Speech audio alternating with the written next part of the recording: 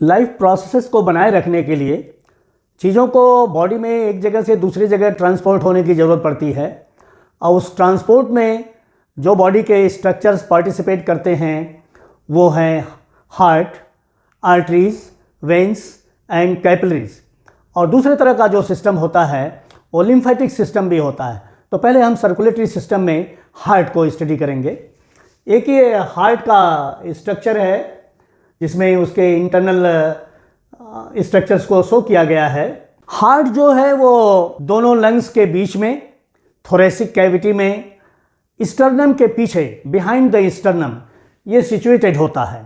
ये जो circulatory system है वैसे तो 4 चीज़ें उसमें आ जाएंगी, हार्ट आएगा, आर्टरीज आएंगी, वेन्स आएंगी, कैपिलरीज आएंगी और वो ब्लड को भी इंक्लूड करता है।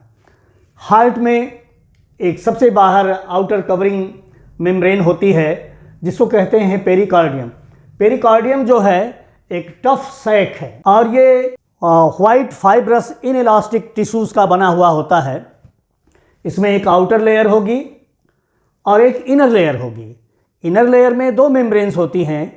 एक मेम्ब्रेन क्या होती है कि वो हार्ट की मसल्स के साथ जो है अपने को एसोसिएट कर लेती है और जो दूसरी मेम्ब्रेन होती है वो जो बाहर की लेयर इनइलास्टिक फाइब्रस टिश्यू की है तो उसके साथ एसोसिएट कर जाती है। तो बीच में एक गैप बनता है और इसमें जो है एक फ्लूइड सेक्रेट होता है जो भरा रहता है। ये फ्लूइड जो है ये लुब्रिकेटिंग मटेरियल का काम करता है लुब्रिकेशन के थ्रू। और ये हमने आपको बताया कि pericardium inelastic white fibrous tissues का बना है तो इसमें इलास्टिसिटी नहीं है, इसलिए ये हार्ट को एक लिमिटेड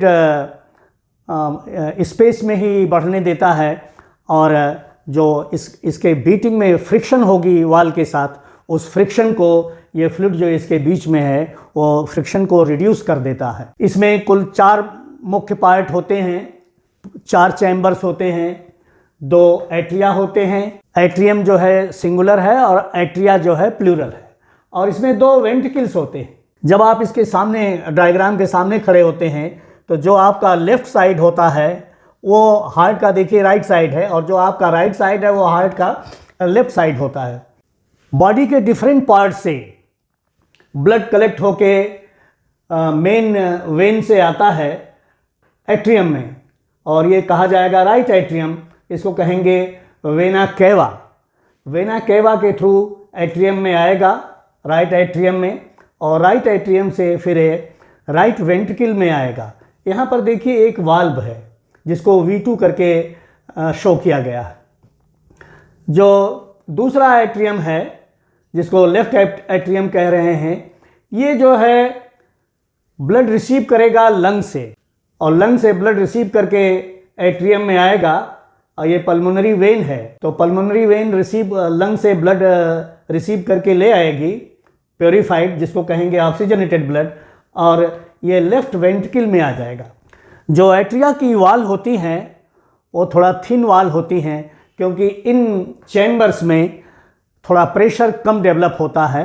ये सिंपली ब्लड को पास करती हैं वेंट्रिकल्स में और ये जो दोनों वेंट्रिकल्स हैं इनकी वाल थोड़ी थिक होती है क्योंकि इन्हें पंप करना पड़ता है और इन वेंट्रिकल्स में थोड़ा हाई प्रेशर डेवलप करता है।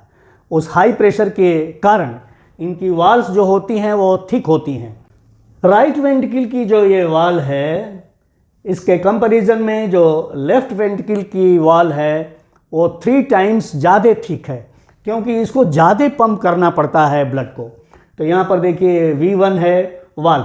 कोई भी वाल्व का फंक्शन क्या होता है आप जानते हैं कि वाल्व जो है एक तरफ फ्लो को परमिट करती है और बैकवर्ड फ्लो को रोक देती है। तो ये जो दोनों वाल्व हैं V1 और V2 ये ब्लड को के इनलेट को तो अलाउ करेंगी लेकिन इसके फिर बैकवर्ड रिटर्न को ये रोक देती हैं वाल्व्स। 2 और वेसल्स हैं, एक होगी पल्मोनरी आर्टरी। पल्मोनरी आर्टरी जो है राइट वेंट्रिकल से डीऑक्सीजनेटेड ब्लड को ले जाएगा लंग्स को प्योरीफिकेशन के लिए। प्योरीफिकेशन मतलब ऑक्सीजनेशन, ताकि उसमें गैसियस एक्सचेंज हो सके, ब्लड की जो कार्बन डाइऑक्साइड है वो डिफ्यूज़ होके चली जाए और एयर रेस्पिरेशन में जो हम एयर बाहर पास करते हैं उसके साथ चली जाए, और जो फ्रेश एयर की ऑक्सीजन है वो ब्लड में आ जाए, और फिर लंग से प्योरीफाइड ब्लड एट्रियम में आ जाए। तो जो वेसल प्योर ब्लड को हार्ट में ले आएगी उसको कहेंगे पल्मोनरी वेन।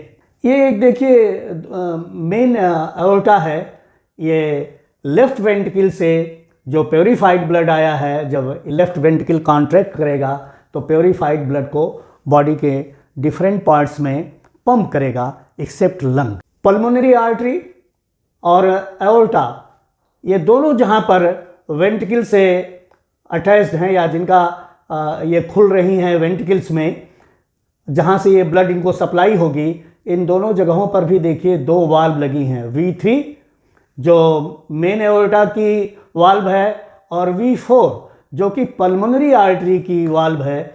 ये ब्लड को जाने तो देंगे लेकिन ये भी वाल्व्स जो हैं ब्लड के बैकवर्ड फ्लो को रोकेंगे।